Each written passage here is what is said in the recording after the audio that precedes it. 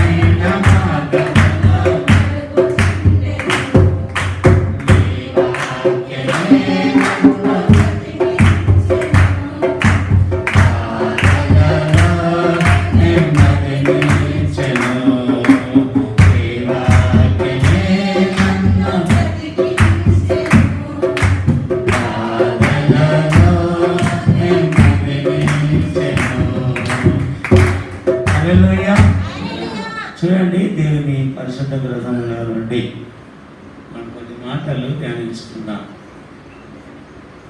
దేవుడు మానవుడిని కలుసుకునేటువంటి స్థలం. దేవుడు మానవుడిని కలుసుకునేటువంటి స్థలం ఏ విధముగా ఉండాలి? దేవుడు మోసే ప్రవక్తతో నిర్గమకాండం 20వ అధ్యాయము 24వ వచనాన్ని మనము చదువుదాం, ధ్యానించుదాం. నిర్గమకాండం 20వ అధ్యాయము 24వ వచనం. మట్టి బలిపీఠము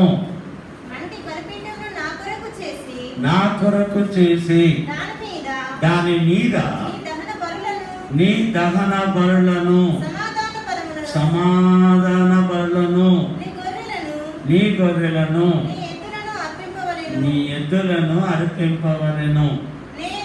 నేను నా నామమును జ్ఞాపకార్థముగా నిలుచు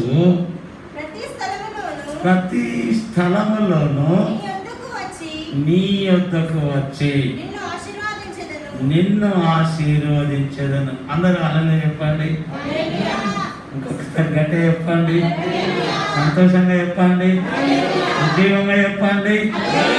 దేవుడు ఇచ్చిన ఈ యొక్క సమయానికై మరొకసారి దేవునికి వందనాలు చెప్పండి.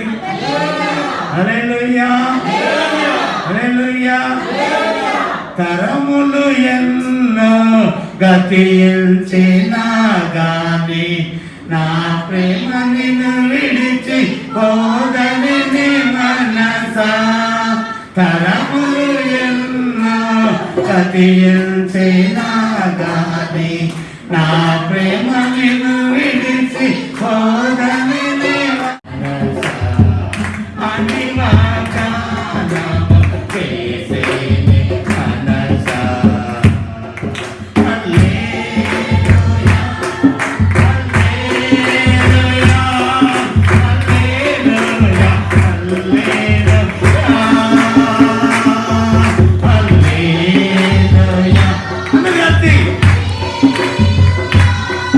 Hallelujah.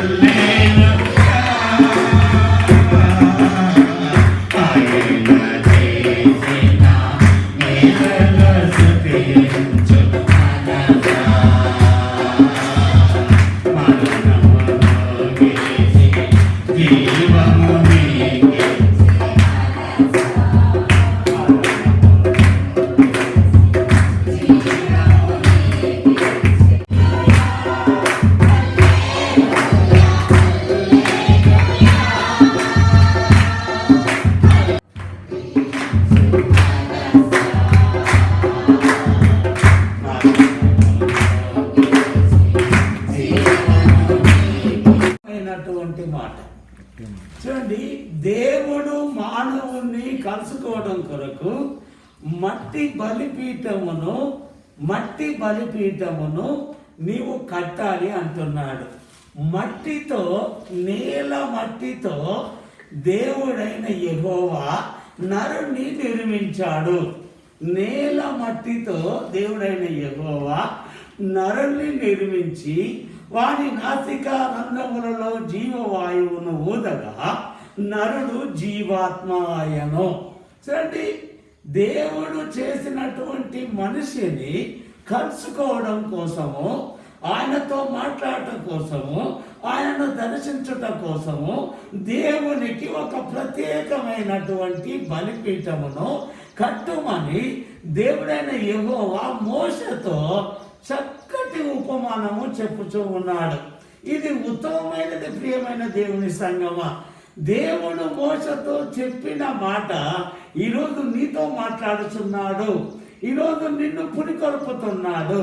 నువ్వు ఏ స్థలంలో ఏ వ్యక్తినైనా కలుసుకోవాలంటే ఆ వ్యక్తికి నువ్వు ముందే అర్థం చెప్పాలి. ఫోన్లో నేను ఫలానా కాడ ఉంటా, నువ్వు ఫలానా కాడికి రా, నేను ఫలానా కాడ ఉంటా, నేను ఫలానా కాడ కలుస్తా అనేది మానవుడు, క్రైస్తవుడే కానీ అన్యుడే కానీ ఆ ముందే ఆ ఫోన్లో ఫలానా స్థలం కాడ ఉంటా రమ్మని చెప్తాడు. అది ముఖ్యమైనదే కావచ్చు, ఇంటి పనే కావచ్చు, అది డబ్బు వ్యవహారమే కావచ్చు, అది మీటింగ్ జరిగేటువంటి స్థలమే కావచ్చు, అది దేవుని సేవ యొక్క పరిచర్య కొరకు సిద్ధపరిచినటువంటి మందిరమే కావచ్చు. నేను ఆ మందిరములో ఉంటా, అక్కడికి నువ్వు రాని చెప్పేవారు కూడా ఉంటారు. హల్లెలూయా, హల్లెలూయా. చూడండి, ఏ విధంగా దేవుడు మానవుణ్ణి కలుసుకోవడానికి ఒక మంచి ఆలోచనకర్త మన తండ్రి. మానవుణ్ణి కలుసుకునే తందుకు నేను ఆ స్థలములో నిన్ను కలుస్తా, రెండవ మాట నిన్ను ఆశీర్వదించుతా అని చెప్తారా అందరు కలిసి? ఆమేన్, ఆమేన్. చూడండి, ఏ స్థలములో నువ్వు ఉంటావో ఆ స్థలానికే నేను యుద్ధకు వస్తా అంటున్నాడు దేవుడు. ఆయన చెప్పినట్టుగా చేస్తే, నెంబర్ 1, ఆయన చెప్పినట్టుగా చేస్తే ఏ స్థలమందు దేవుడు మట్టి బలిపీఠమును కట్టి దహన బలి, సమాధాన బలి కట్టుమని అక్కడ చేయమని అంటున్నాడో అది ఈ పరిశుద్ధ గ్రంథంలో ఒక 2 వ్యక్తులను పరిచయం చేసుకుందాం. ప్రకటన గ్రంథం 4వ అధ్యాయము 1 నుండి కొన్ని వచనాలు చదవండి. ప్రకటన గ్రంథం 4వ అధ్యాయము చూడండి. ప్రకటన గ్రంథం 4వ అధ్యాయం 1 నుండి కొన్ని వచనాలు చదవండి. చదవమంటారా? ఈ సంగతులు జరిగిన తరువాత నేను చూడగా అదిగో పరలోకమందు ఒక తలుపు తెరవబడి ఉండెను. మరియు నేను మొదట వినిన స్వరము బూరధ్వని వలె నాతో మాటలాడగా వింటిని. ఆ మాటలాడిన వాడు, ఇక్కడికి ఎక్కిరము, ఇక మీదట జరగవలసిన వాటిని నీకు కనపరిచెదను. వెంటనే నేను ఆత్మవశుడనైతిని. అదిగో పరలోకమందు ఒక సింహాసనం వేయబడి ఉండెను. సింహాసనమందు ఒకడు ఆసీనుడై ఉండెను. ఆసీనుడైన వాడు దృష్టికి సూర్యకాంత పద్మరాగములను పోలినవాడు, మరకతము వలె ప్రకాశించు ఇంద్రధనుసు సింహాసనమును ఆవరించి ఉండెను. హల్లెలూయా, హల్లెలూయా. చూడండి, ప్రకటన గ్రంథములు రాసినటువంటి అపోస్తలుడైన యోహానుకు దేవుడు దర్శనమిచ్చి మాట్లాడుతూ ఉన్నాడు. ఇక్కడ పరలోకమందు అని చెప్పే మాట ఎక్కడది? పరలోకమందు దేవుడు అత్యున్నత సింహాసనంపై కూర్చుండి ఇక్కడికి ఎక్కిరము అని పిలుస్తున్నటువంటి యోహానును అక్కడికి ఎక్కి వెళ్ళాలంటే దేవి ఆధారం ఉంది. ఒకసారి మీరు బాగా ఆలోచన చేయండి. ఇక్కడికి ఎక్కిరమ్ము అంటున్నాడు దేవుడు. ఇక్కడికి రాను అంటున్నాడు. ఇక్కడికి రాను అన్నప్పుడు అయ్యా నేను అక్కడికి ఎట్లా రావాలి, ఏ విధంగా రావాలి, నేను అక్కడ రావడానికి మరి మార్గం ఏది అని అడగట్లేదు. ఆయనకు అన్నిటినీ నేర్పించే తండ్రి అక్కడ కూర్చొని ఉన్నాడు కాబట్టి, ఆయనకు బోధించే తండ్రి ఉన్నాడు కాబట్టి, ఎంత కష్టమైన, శ్రమైన, బాధైన, హింసైన అన్నిటినీ జయించి నువ్వు పరిశుద్ధ మందిరంలోనికి ఎప్పుడైతే సిద్ధపడి వస్తావో ఇదే స్థలంలో దేవుడి రోజు నీతో మాట్లాడబోతున్నాడు.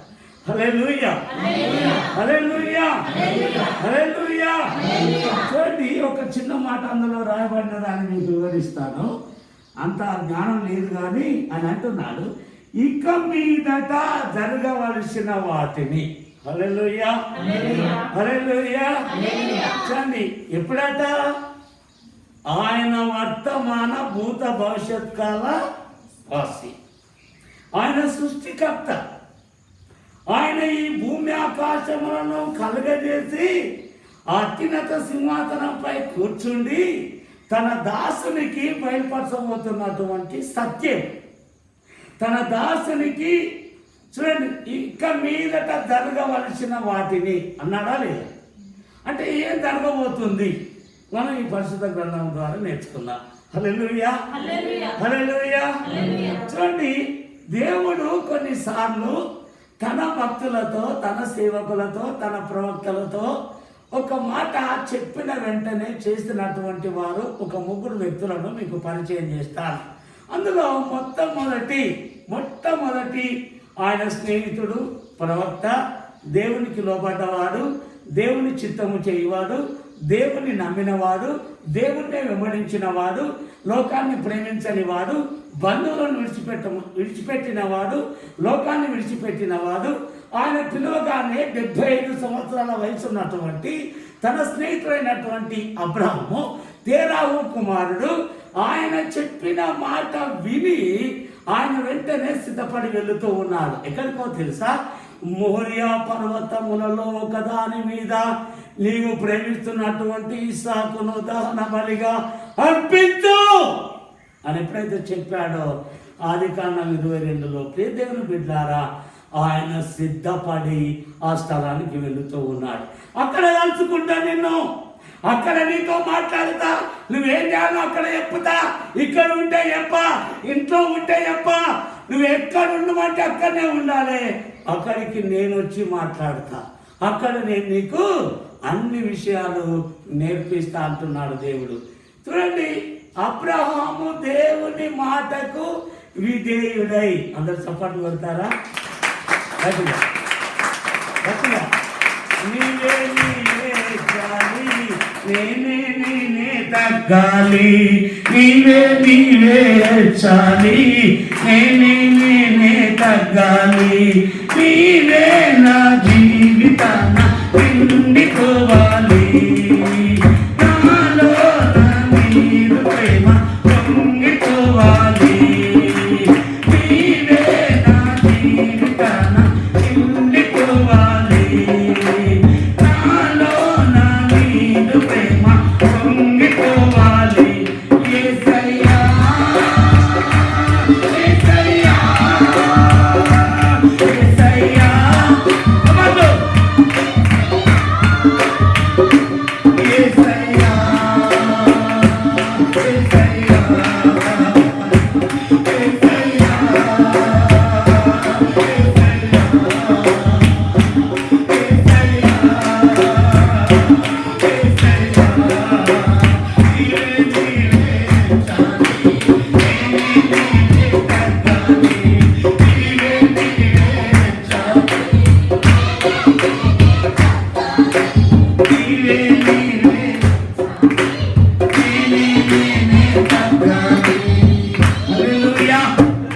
హల్లెలూయా.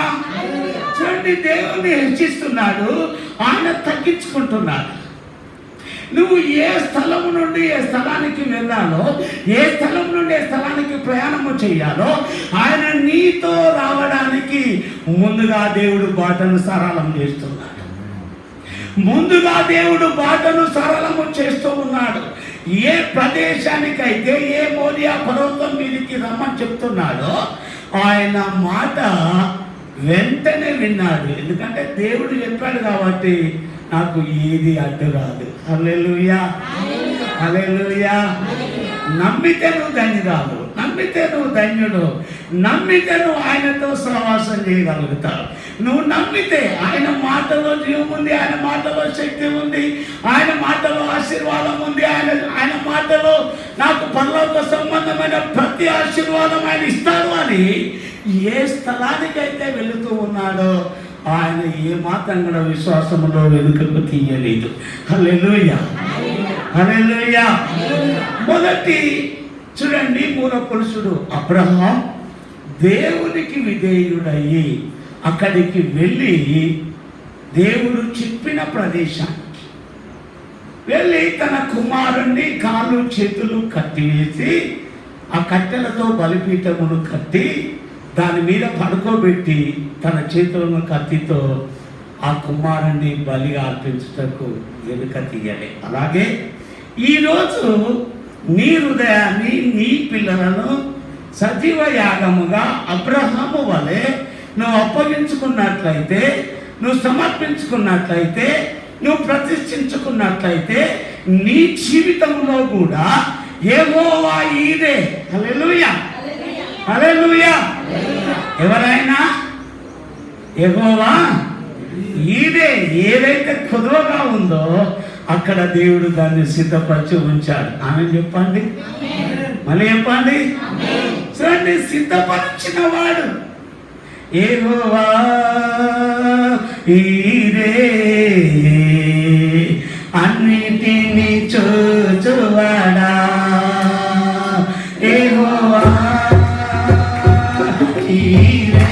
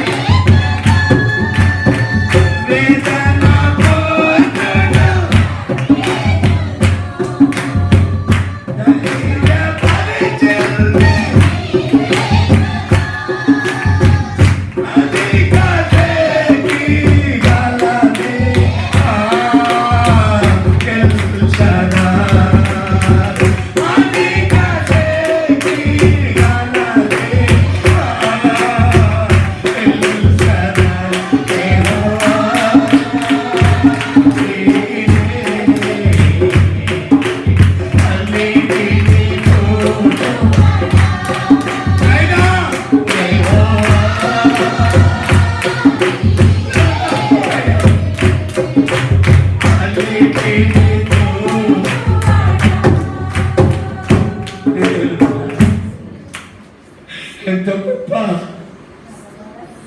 ఎంత గొప్ప ఆదరణ, ఎంత గొప్ప వేదనతో ఉన్నా కూడా అబ్రహాము తండ్రి చిత్తము చేయటం, అబ్రహాము తన భార్య కూడా ఒక మాట చెప్పలేదండి.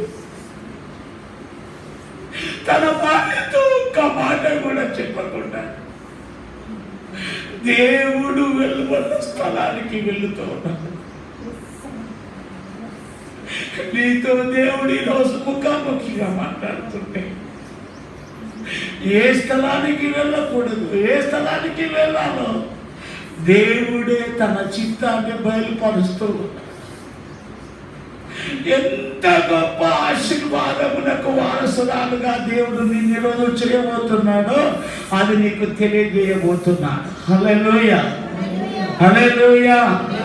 చూడండి, అపోస్తుడైనటువంటి యోహాను దేవుని సింహాసనమందు చూస్తూ ఉన్నాడు. ప్రియ దేవుని సంగమ, ఇక్కడ దేవుని చిత్తమును తెలుసుకోవడం కోసము యోహాను దేవుని సింహాసనములో ఉండి చూస్తూ ఉన్నాడు. కాబట్టి ఇంకొక ఇద్దరు వ్యక్తులను పరిచయం చేసి ఈ వాక్యాన్ని ముగిస్తాం. మనం సమయం పాటించాలి కదా. చూడండి, పరిశుద్ధ గ్రంథములో ఆదికాండం 22లో ఆ స్థలానికి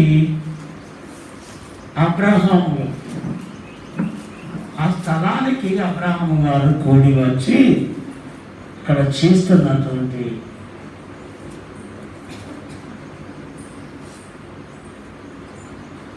పదకొండు 10-11 వచనాన్ని ఆదికాండం 22 10-11 వచనం.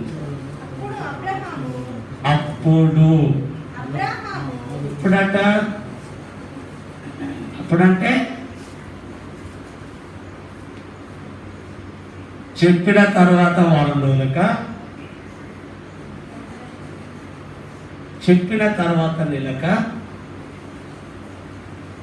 చెప్పిన తర్వాత 3 రోజులక కాదు,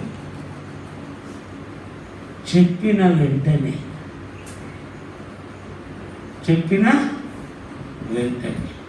అప్పుడు అబ్రహాము తన కుమారుణ్ణి వధించుటకు తన చెయ్యి చాపి కత్తి పట్టుకొనగా యెహోవా దూత పరలోకము నుండి అబ్రహామా అని అతన్ని పిలిచాను. అందుకతడు చిత్తము ప్రభువా నేను. అప్పుడు ఆయన ఆ చిన్నవాడి మీద అబ్రహామా చెయ్యి వేయకుము, అతనేమీ చేయకుము, నీకొక్కడై ఉన్న నీ కుమారుణ్ణి నీ కుమార్తెను ఈ విధముగా దేవునికి అప్పగించుటకు సమర్పించుటకు ఒకవేళ దేవుడు నీకు ప్రేరేపణ ఇస్తే, ఒకవేళ దేవుడు ఈ సంఘానికి దేవుడు అప్పగించమని చెప్పితే నువ్వేం చేస్తావు? అదే విధంగా అబ్రహాము ఏ విధంగా చేశాడో అదే విధంగా నువ్వు చేయుటకు నీ మనసును ఆయన మీద నిలపాలి. ఆమె చెప్పండి, అని చెప్పండి. నువ్వు ఏ మాత్రం కూడా సందేహపడద్దు, ఏ మాత్రం కూడా. తన కుమారుని ఇచ్చుటకు అబ్రహాం సందేహపడ్డాడా? పడలేదు. అల్ప విశ్వాసము లేదు, సందేహము లేదు, భయము లేదు, కలవరము లేదు. ఒక్కడే కదా అని అంటలేడు, ఒక్కడే కదా అని కూడా అంటలేడు, ఇంకో లేడు కదా అంటలేడు, ఇస్తే ఎట్లా అని అంటలేడు. ఎంత మెత్తటి హృదయం! ప్రభువును మహిమపరిచేటువంటి హృదయము దేవుడు మీకు అనుగ్రహించును గాక. ఆమేన్, ఆమేన్. నీ చిత్తము చేయుటకు నన్ను నీకు సమర్పించే కబర్లు. నీ చిత్తము అవునయ్యా, నన్ను నీకు నా పరుగును నీ సన్నిధిలో నా పరుగును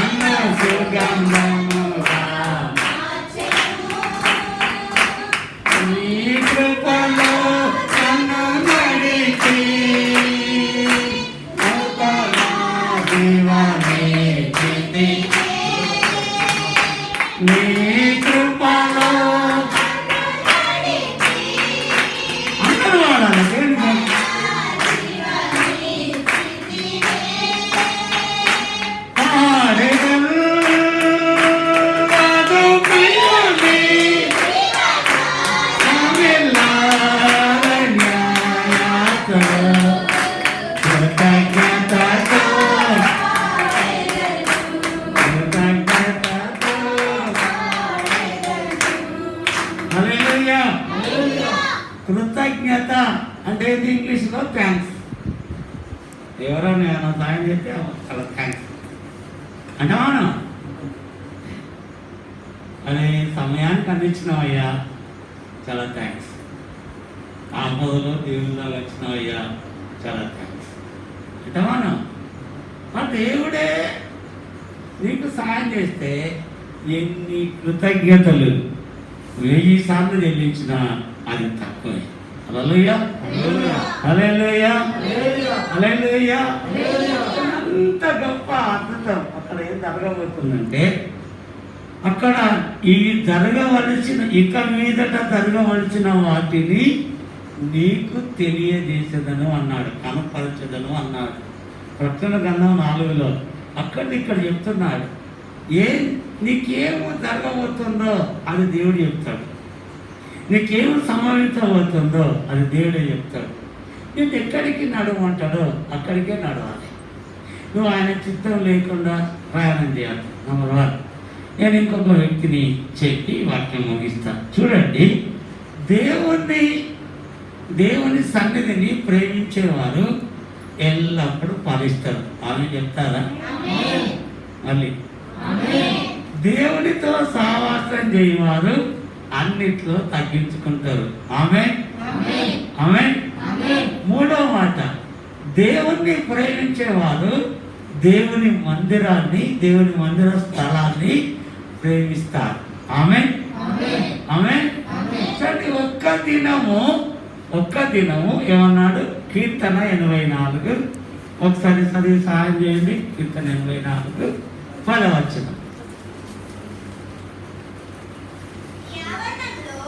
నీ ఆవరణములో ఒక్క దినము గడుపుట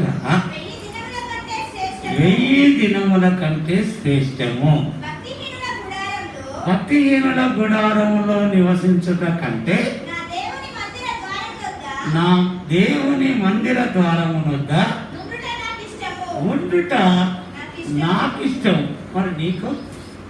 హల్లెలూయా, హల్లెలూయా. ఆ ద్వారం దగ్గర ఏమున్నదయ్యా? అనుకోకు. యేసు ప్రభు 12 మంది శిష్యులు ప్రయాణం చేస్తూ బెతనియ గ్రామానికి వెళ్ళినప్పుడు, మార్తా మరియా లాజరు ఇంటికి వెళ్ళినప్పుడు యేసు ప్రభుని ఇంట్లో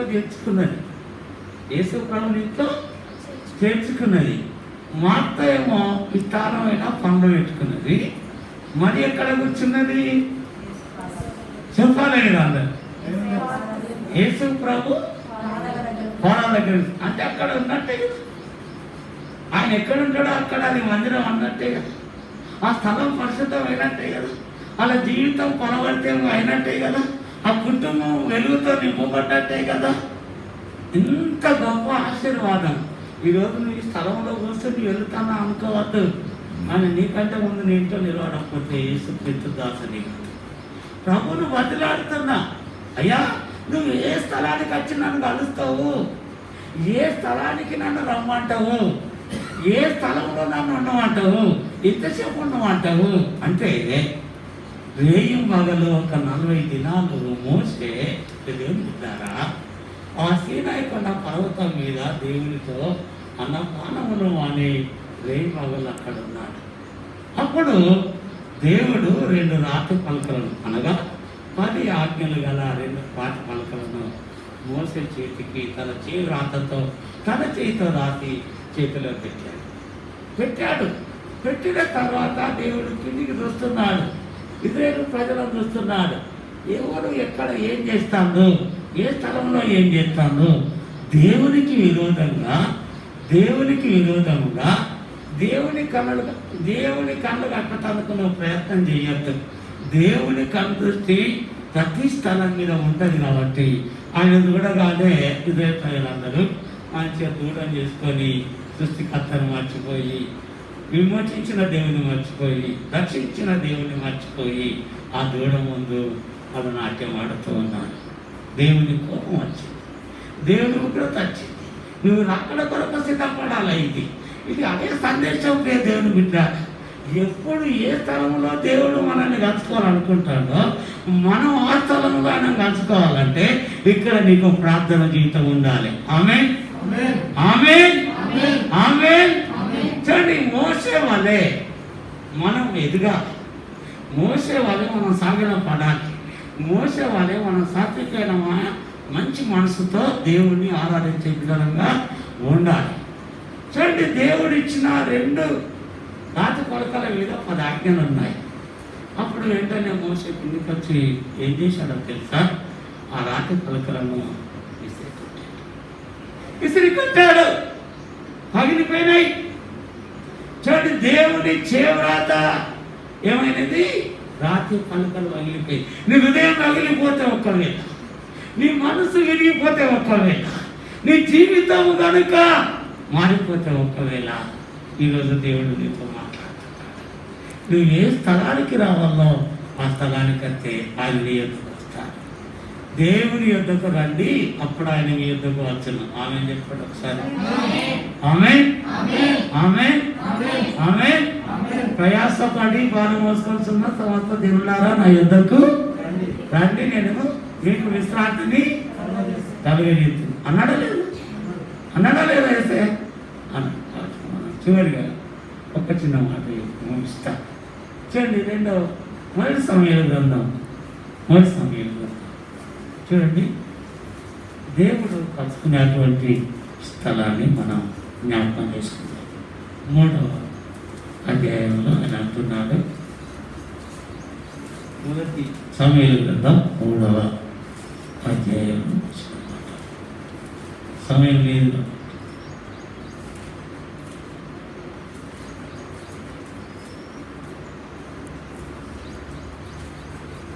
మూడవ అధ్యాయం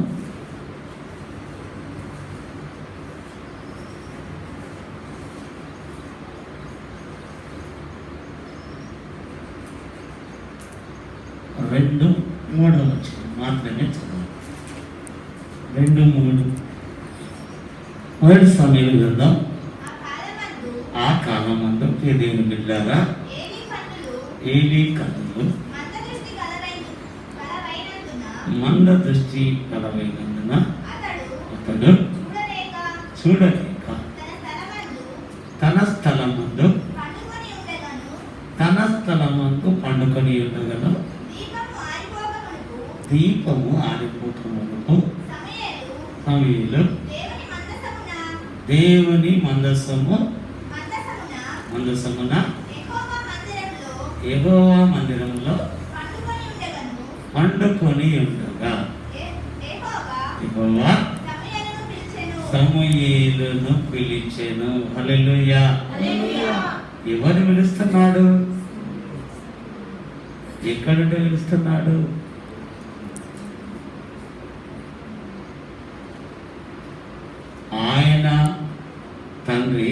తండ్రికి ఏమి దైవజనుడు, ఆయన యాజకుడు.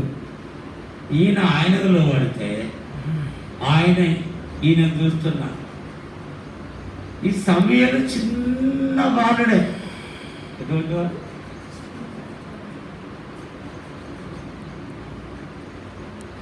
చిన్నోడే. పాలు ఇడిచిండు. గత అన్న ఏం చేసిందంటే పాలు మర్చుకోగానే తీసుకొచ్చి అక్కడ ప్రతిష్ఠించింది దేవునికి, సమర్పించింది దేవునికి. నీ జీవితాన్ని ఇంకెవ్వరికి నువ్వు నీ హృదయంలో చోటు ఇవ్వద్దు. ఒక పరిశుద్ధాత్మ దేవునికి తప్ప ఇక నువ్వు దేనికి చోటు. మాట మీద నిలబడ్డది. అన్న నీకు ఇస్తా అయ్యా అని చెప్పింది, ఇచ్చింది. నీకు 3 విషయాలు చెప్తాను. నువ్వు దేవునికి ఏదైతే ఇస్తానని దేవుని సన్నిధిలో ఒప్పుకున్నావో నువ్వు ఇవ్వకపోతే ప్రతిఫలము ఆడు. ఒకటి, ఇచ్చే మనసు నీకున్నట్లయితే నీకు ఆశీర్వాదము పైనుండి నోరొత్తులు వస్తుంది. 3వ మాట, దేవుని యొక్క ఆశీర్వాదం, దేవుని యొక్క ఆలోచన, దేవుని యొక్క సంకల్పం నీ పట్ల నెరవేరాలంటే ఆయన యొక్కకు, ఆయన ఏ స్థలానికి రమ్మని పిలిచాడో ఆ స్థలానికి నా ఆత్మీయ తండ్రి నాకు పాల్సన్ రాజు గారు భీమారం గ్రామంలో పుట్టిన కర్ణాపురంలో, వరంగల్ జిల్లాలో కర్ణాపురంలో విత్తనములు వేయదగని చోటుకు నువ్వు నడువు అని చెప్పాడు. జస్ట్ అంతే. వెంటనే లోపడ్డాడు, వెంటనే తల వంచాడు, వెంటనే భయభక్తులతో వినయంతో సరే అయ్యా అని వెంటనే సమర్పించుకొని ఆ ప్రాంతానికి నడిచాడు. అప్పుడు బస్సులు ఉన్నాయి, ఆ డబ్బులు లేవు. నడుచుకుంటూ వెళ్ళాడు 20 కిలోమీటర్లు. ఒకవేళ నీకు అటువంటి ఆత్మ ప్రేరేపణ దేవునికి ఇచ్చి ఫలానా స్థలానికి రాగడ్డా అని అన్నాడు అనుకో, నువ్వు ఆలస్యము చెయ్యొద్దు. నువ్వు ఎంత మాత్రం ఆలస్యము చెయ్యొద్దు. ఆయనే నీకు తండ్రి గనక, రక్షించేవాడు గనక, ఆదరించేవాడు గనక, దీవించేవాడు గనక, ఏ స్థలంలో ఎక్కడ నిన్ను దేవుడు పైకి లేపుతాడో నీకు తెలియదు గనక దాన్ని దృష్టిలో పెట్టుకొని వెంటనే సిద్ధపడ్డా. దేవుని దృష్టి సమయాల మీద పడ్డదండి.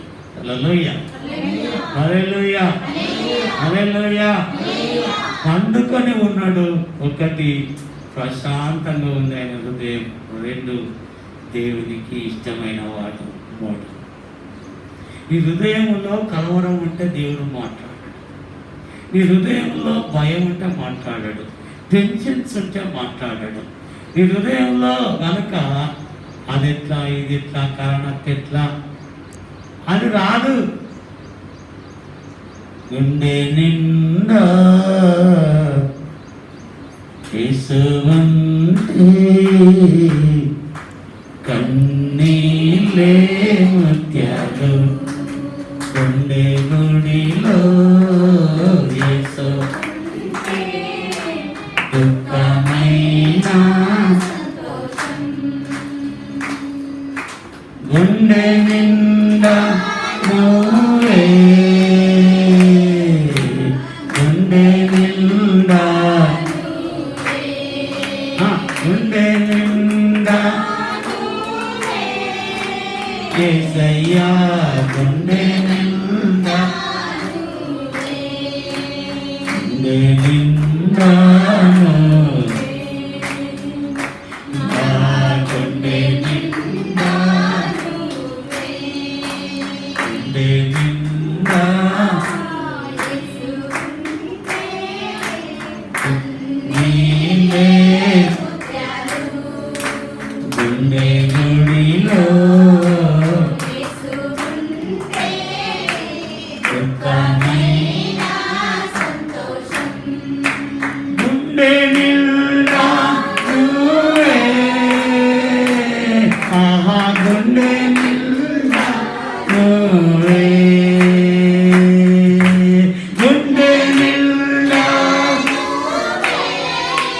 యేసయ్యా గుండె నిండా నువ్వే.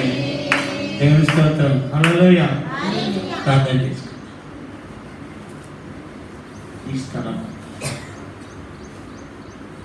చిన్న మాట పరిశుద్ధంగా దేవుని నేను దర్శించు. ప్రియ దేవుని సదా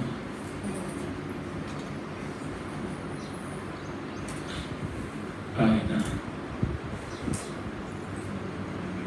ఏ స్థలానికి వస్తాడు?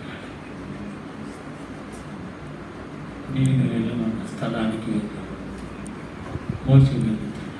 అబ్రహాం సమయంలో ఉన్న స్థలానికి పరిశుద్ధాత్మ దేవుడు వచ్చి పిలుస్తాడు. ఆత్మవశుడై ఉన్న అపోస్తలుడైన పరలోక దర్శనం ఇచ్చి యేసయ్య మాట్లాడుతున్నా.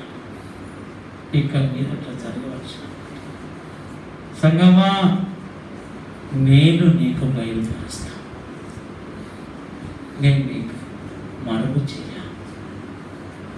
నేను నీకు ఏది కూడా దాచిపెట్టాను. అబ్రహాం లోబడ్డాడు. చిన్న ప్రార్థన. సర్వశక్తిమంతుడా యేసయ్య, మోషే ప్రవక్తతో మీరు మాట్లాడినట్టు ఈ పరిశుద్ధ మందిరంలో తండ్రి నీ బిడ్డలతో మాట్లాడిన ప్రతి మాట తండ్రి వారి హృదయం అనే పలక మీద నిలిచి ఉన్నట్లు నీ కాల్మోకుతో సహాయం చేయి. మాటలను నిర్లక్ష్యం చేయకుండా సమయానికి నీ మందిరానికి వచ్చి, సమయానికి నీ పరిశుద్ధ సన్నిధికి వచ్చి, సమయానికి నీ పరిశుద్ధ మందిరంలో బట్టి నీతో మాట్లాడటం, వాడు నీతో మాట్లాడటం, నువ్వు వారితో మాట్లాడటం ఒక స్థలాన్ని నిర్ణయించావు తండ్రి. నీకు స్తోత్రం. ఈ స్థలం ముందు చేయించిన ప్రార్థన అయ్యా దయచేసి మీరు ఆలకించండి. దయచేసి మీ కనుదృష్టి ఈ స్థలం మీద నిలిచి ఉన్నది కనుక మీరే తండ్రి ప్రతిఫలం ఇవ్వండి. నీ బిడ్డల హృదయాలలో ఉన్న వేదన, బాధ, దుఃఖము సంపూర్ణంగా తొలగించి ఆత్మపూర్ణులుగా చేసి హృదయవాంఛలు అందించి ఆశాలతో తృప్తిపరిచి తల నుండి అరికాల వరకు ప్రతి ఒక్క బిడ్డను ముట్టి బాగు చేసి మహిమ, ఘనత, ప్రభావం మీరే అర్పించుకోమని యేసు నామములో ప్రార్థిస్తున్నాం తండ్రి. ఆమేన్. ఆమేన్.